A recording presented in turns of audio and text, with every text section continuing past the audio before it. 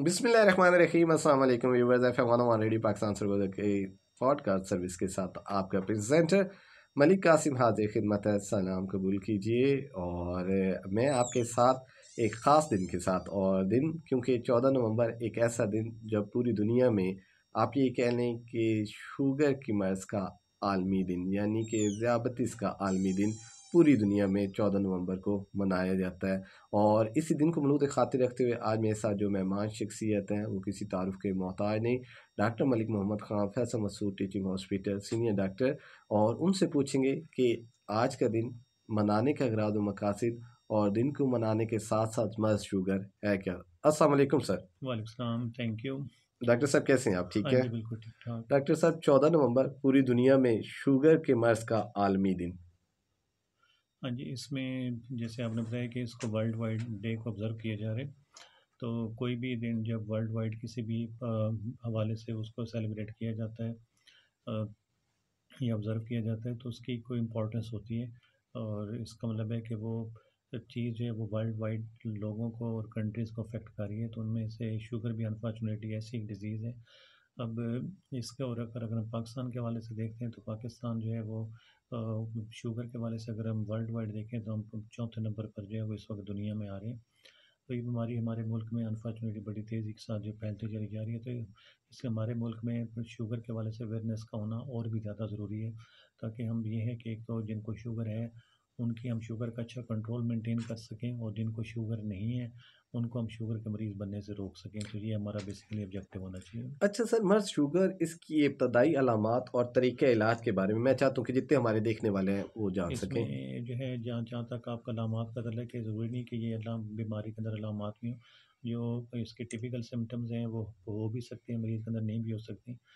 इसके जो मुख्तलिफ वेज़ ऑफ प्रेजेंटेशन है कि आप ये मरीज़ टिपिकल सिम्टम के साथ आ सकता है। सिंपल अब स्क्रीनिंग का आप कर रहे होते हैं तब पता चलता है कि पेशेंट को शुगर निकल आई है। और तीसरा तरीका ये हो सकता है कि मरीज़ के साथ कोई शुगर रिलेटेड कॉम्प्लिकेशन हुई, या फिर पता चलता है कि उस मरीज़ को तो शुगर थी। जहाँ तक आपके अलामात का तल्लुक है कि उसमें ये होता है, जो टिपिकल सिम्टम इसके कहते हैं कि उस पेशेंट को प्यास ज़्यादा लगती है, उसको यूरिन बार-बार आता है, पेशेंट को भूख ज़्यादा लग रही होती है, और उसका वेट जो है वो लूज़ हो रहा होता है। लेकिन ये ज़रूरी नहीं कि ये सारे सिम्टम पेशेंट के अंदर मौजूद हों। इवन उनमें से कोई एक भी नहीं होता, लेकिन फिर भी उसको पता चलता है कि मरीज़ को शुगर निकल आई है। अच्छा सर, इसमें जैसे आपने बात की कोई ऐसा स्पेसिफिक सिम्टम्स भी नहीं है, टाइम पीरियड भी नहीं है। सर अगर एज ग्रुप की बात करता चलूँ, जेंडर की बात करता चलूँ, किस जेंडर में सबसे ज़्यादा ये हो रहा है, कौन से एज ग्रुप में इसके सबसे ज़्यादा होने के असरात मौजूद हैं? एज ग्रुप का जहाँ तक आपका क्वेश्चन का तल्लुक है, ये डिपेंड ये करता है कि आपके पास शुगर की टाइप कौन सी है। इस वक्त तो हमारी जो शुगर की क्लासिफिकेशन है वो काफ़ी एक्सटेंसिव हो चुकी है, लेकिन फिर भी जो है वो सामीन के लिए मैं 3 टाइप्स बता देता हूँ जो मोस्ट कॉमन जिनसे हमें वास्ता पड़ता है। उसमें एक टाइप 1 डायबिटीज़, जिसको उर्फ़ आम में हम बच्चों की शुगर कहते हैं। टाइप 2 जिसको हम आम ज़ुबान में कहते हैं कि बड़ों की शुगर है। और एक तीसरी है जो को हामिला ख़वातीन की, जिसको हम जेस्टेशनल डायबिटीज़ है वो बोल रहे थे। तो इस वाले से अगर कुछ लोगों को ये सब सोच में हो कि ये तो सिर्फ बड़ी उम्र के लोगों जी को हो जी। सकती है, छोटों को नहीं हो सकती, तो ये बात बिल्कुल गलत है। अब इवन कुछ नवज़ायदा बच्चे हैं, उनको डिलीवरी के फ़ौरन बाद भी उनको शुगर वो डिटेक्ट हो जाती है, तो उसको हम न्यूनेटल डायबिटीज़ भी कह रहे होते हैं। तो शुगर का जो है किसी एज के साथ कोई लेना देना कोई नहीं है, मतलब ये किसी भी उम्र के अंदर आपके साथ ये प्रॉब्लम क्रिएट कर सकती है।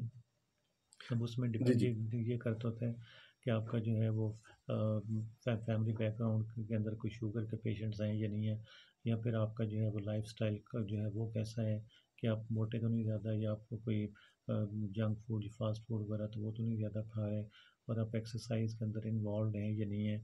तो ये चीज़ें मैटर कर रही होती हैं कि आपके अंदर शुगर होने के चांसेस कहाँ तक हैं। सर वे ऑफ लाइफस्टाइल पे भी आपने बात की, लेकिन स्पेशली न्यूट्रिशन प्लान के बारे में, डाइट प्लान के बारे में ज़रूर मैं चाहूँगा कि जितने भी मेरे देखने वाले हैं उन्हें आइडिया हो सके कि इन केस वो कौन सा डाइट प्लान है जो मुतवाज़न रहते हुए आप ले सकते हैं और इस मर्ज़ से बच भी सकते हैं, और खुदा न खास्ता अगर ये मर्ज़ आपको हो गया है तो उसमें वो आपके लिए फ्रूटफुल भी है। हाँ जी, ये आपका बहुत अच्छा क्वेश्चन है कि जो लाइफस्टाइल के अंदर हमारे पास 2 चीज़ें आती हैं। सबसे पहले कार्बोहाइड्रेट से मीठा जो है वो उसका इस्तेमाल कम से कम करना है, और दूसरा जो चकनाई या फैट का इस्तेमाल जो है वो कम से कम करना होता है।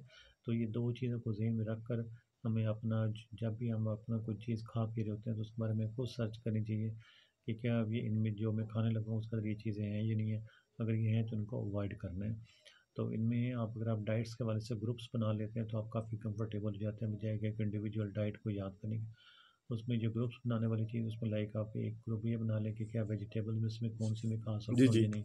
फ्रूट्स में से फ्रूट्स मुझे कैसे यूज़ करने हैं, दूध मुझे कैसे यूज़ करना है, अंडा मुझे कैसे यूज़ करना है, गोश्त मैंने कैसे यूज़ करना है।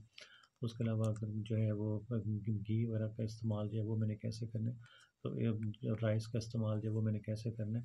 तो अगर आप इस तरीके से करेंगे तो आपके लिए जो आसानी होती चली जाएगी। तो जहाँ तक अब सब्ज़ियों का तल्ला है कि उसमें ये है आलू, मटर, गाजर ये 3 सब्ज़ियाँ थोड़ी कम मिकदार में इस्तेमाल करनी है। बाकी आप सब्ज़ियाँ जो है वो हस्बे ज़रूरत आप अपना ले सकते हैं। जहाँ तक फ्रूट्स की बात है, फ्रूट्स के अंदर ये है कि आप हर किस्म का फल खाना है लेकिन थोड़ा-थोड़ा करके उसके जो मुनासिब मिकदार में। मुनासिब मिकदार में खाना है। अगर बड़े साइज़ का फल है उसको बेशक आधा खा लें, तीसरे हिस्सा खा लें, चौथा हिस्सा खा लें। लेकिन फ्रूट्स का बहुत ज़्यादा यूज़ नहीं करना। लेकिन ये है कि बिल्कुल पाबंदी नहीं है लेकिन थोड़ा-थोड़ा करके आप खा सकते हैं।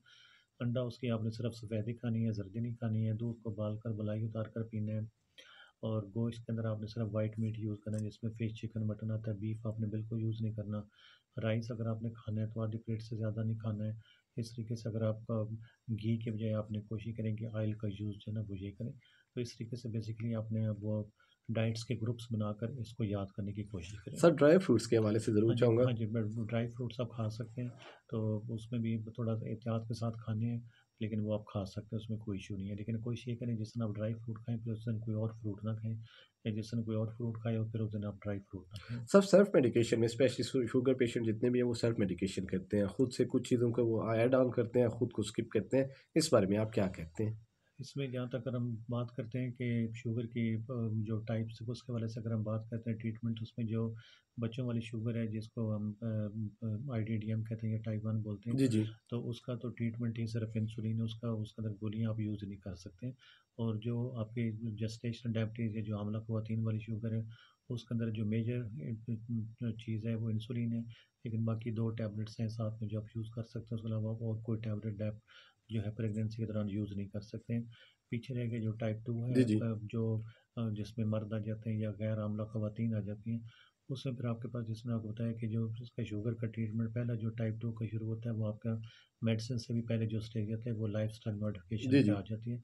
और लाइफ़स्टाइल मॉडिफ़िकेशन में 3 चीज़ें हैं कि आपके पास एक तो आपने अपना वेट लूज़ करना है, एक्सरसाइज़ करनी है और डाइट को कंट्रोल करना है, उसको रिड्यूस करना है।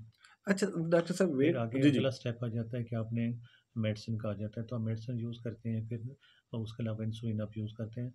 अब जहाँ तक मेडिसिन की सिलेक्शन है कि मेडिसिन के इस वक्त काफ़ी सारे ग्रुप्स हमारे पास अवेलेबल हो चुके हैं जी, शुगर जी। के हवाले से, लेकिन हर पेशेंट के लिए हर ग्रुप में जो है वो सेफ़ नहीं है।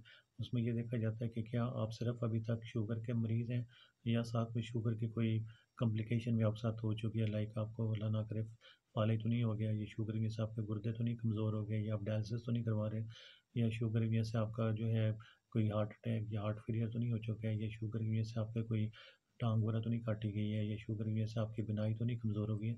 तो ये साथ में फिर जो है वो जो भी आपके डॉक्टर साहब होंगे वो डिसाइड करके बताएंगे कि अगर आपकी शुगर की गोली दे रहे हैं तो इसमें से आपकी कौन सी गोली आपके लिए बेहतर होगी या एटलीस्ट आपके लिए हार्मफुल नहीं होगी।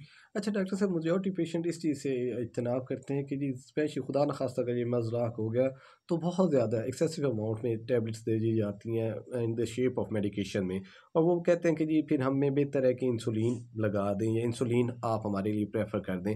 आप इस बारे में क्या कहते हैं? हाँ जी, ये बिल्कुल कुछ लोगों का क्वेश्चन है और उनका जेन्युइन क्वेश्चन है। लेकिन बेसिकली हमने ये देखना होता है कि हमारे पास जो शुगर जो है उसकी, जिसमें आपको बताया कि अगर बच्चों वाली शुगर है तो उसमें तो है ही इंसुलिन, इंसुलिन के अलावा ऑप्शन ही कोई नहीं है। जी, जी। इस अगर हम हामला ख़वातीन की बात करते हैं तो उसमें इंसुलिन और टोटल 2 टैबलेट्स हैं, जी, बाकी जी। हमारे पास ऑप्शन ही कोई नहीं है। अब जो दूसरी जो टाइप 2 है उसके अंदर हमारे पास बेशुमार गोलियों के वाले से भी ऑप्शन है, इंसुलिन के भी ऑप्शन है और लाइफ़स्टाइल का भी ऑप्शन है। अब डिपेंड ये करता होता है कि जिसमें आपको बताया कि हमने ये भी देखना होता है कि साथ में सिर्फ क्या मरीज़ को अकेली शुगर है, या शुगर के साथ में वो किसी कॉम्प्लिकेशन का भी शिकार हो चुका है। तो उसमें कुछ ड्रग्स जो हैं वो हम नहीं दे सकते कि आपको फ़लाँ मसला है इस वजह से नहीं दे रहे। कुछ ड्रग हम दे रहे होते हैं कि आपको हार्ट का मसला है तो ये उल्टा आप शुगर की गोली ले लेंगे, ये आपका हार्ट के मसले को भी बेहतर करेगी। तो बाकी हर दवाई का अपना-अपना मैकेनिज़्म होता है और उस मैकेनिज़्म के हवाले से हमने टारगेट करना होता है। जहाँ तक इंसुलिन की बात है, तो इंसुलिन जो है वो सिर्फ़ इंसुलिन की कमी को पूरा कर रही होती है। बाकी अब इसमें जो मेजर मैकेनिज़्म हमारा होता है वो इंसुलिन रेजिस्टेंस होती है। जी, जी। तो जो इंसुलिन रेजिस्टेंस है वो जो है टैबलेट्स लेंगे तो तभी कम हो सकती है, वो टैबलेट्स के बगैर कम नहीं हो सकती। इंसुलिन जब आप बाहर से लगा रहे हैं तो इसका मतलब है आप बॉडी में सिर्फ इंसुलिन पूरी कर रहे हैं, आप उसकी इंसुलिन जो रेजिस्टेंस है उसको के लिए कुछ भी नहीं कर रहे हैं। और एक और मैकेनिज्म होता जी, है जी। इनक्रेटिन्स, उसको बोलते हैं इनक्रेटिन्स, तो उसकी डेफिशिएंसी होती है तो वो भी आप टैबलेट से ही पूरी कर सकते हैं, उसके लिए भी आपके पास इंसुलिन जो है वो आपकी नहीं चलेगी। तो इंसुलिन जो है अब सिर्फ अकेला ट्रीटमेंट नहीं है डायबिटीज़ का, साथ में बाकी भी ट्रीटमेंट्स हैं, लेकिन वो फिर डिपेंड वही करता है कि आपका जो है इस वक्त कौन सा मैकेनिज्म जो है वो ज़्यादा रोल प्ले कर रहा है। कि अगर इंसुलिन डेफिशिएंसी ज़्यादा प्ले कर रही है तो डेफिनेटली इंसुलिन लगाएंगे आप, कि नंबर ऑफ़ टैबलेट्स काफ़ी सारी कम हो जाएंगी। अगर आपके साथ में इनक्रेटेंस का मसला है तो आपको जो है टैबलेट लाजमी लेनी पड़ेगी, रेजिस्टेंस का मसला है तो टैबलेट लाजमी लेनी पड़ेगी। तो इंसुलिन जो है वो सिर्फ अकेला सलूशन नहीं है कि शुगर वाला मरीज़ है तो उसका बस एक ही सलूशन है, बल्कि कुछ मरीज़ों को हम एडवाइस भी करते हैं, खासतौर जो मोटे लोग होते हैं, जी, कि जी। आप इंसुलिन कम से कम लगाएं, साथ में टैबलेट ज़्यादा करें, ताकि आपका जो है उस की वजह से वेट लूज़ होगा। अगर वो अकेला इंसुलिन के ऊपर रहेगा तो उसकी वजह से उसका पेशेंट का वेट बढ़ेगा और उसकी शुगर भी कंट्रोल नहीं होगी। शुगर भी कंट्रोल नहीं होगी। और डॉक्टर साहब जितने भी हमारे देखने वाले हैं, स्पेशली आज के दिन के हवाले से उनको पैगाम देना क्या चाहेंगे? और उसमें आप क्या समझते हैं कि वो कौन से ऐसे मेजर्स हैं जिन्हें हम लेकर अपने वे ऑफ लाइफ़स्टाइल को भी बेहतर कर सकते हैं, इस मर्ज़ से महफूज़ भी रह सकते हैं, और इन केस खुदा न ख़ास्ता अगर ये मर्ज़ हो गया है, तो इस पे हम काबू भी पा सकते हैं? ये आपका बड़ा अच्छा क्वेश्चन है। बेसिकली हमें इस वक्त जो ज़रूरत है अपनी लाइफस्टाइल को मॉडिफाई करने की ज़रूरत है, क्योंकि जो हमारे जेनेटिक फैक्टर्स हैं उसको तो हम चेंज नहीं कर सकते, लेकिन जो हमारे बस में है वो हमारे लाइफस्टाइल मॉडिफिकेशन। उसके अंदर ये है कि हम एक तो एक्सरसाइज को अपना मामूल बनाएं जी, जी। और कोशिश करें कि आधा घंटा वॉक जो है या ब्रिस्क वॉक वो लाजमी करें। और बाकी भी बेशक आप स्पोर्ट्स के अंदर एंगेज हो सकते हैं तो वो एंगेज हो। दूसरा, अपनी डाइट के अंदर उसको जो है वो फैट्स और कार्बोहाइड्रेट्स यानी चिकनाई और मीठा उसका इस्तेमाल जो है वो आप कम से कम करें। और दूसरा, अगर आप ओबीज़ हैं तो अपना वेट लूज़ करने की जो है ना वो कोशिश करें, और तो इंशाल्लाह इस बीमारी से आप काफ़ी हद तक महफूज रह सकते इस हैं। बीमारी से काफ़ी हद तक महफूज रह सकते हैं, और ज़रूरत इस अमर की कि हमें अपना वे ऑफ लाइफस्टाइल चेंज करना होगा। आज का प्रोग्राम और आज की एपिसोड यहीं तक। अपने प्रेजेंटर मलिक कासिम को, मेरे साथ मेहमान शख्सियत डॉक्टर मलिक मोहम्मद ख़ान को और मेरी इंटायर टीम को दीजिए इजाज़त। टेक केयर एंड अल्लाह हाफिज़।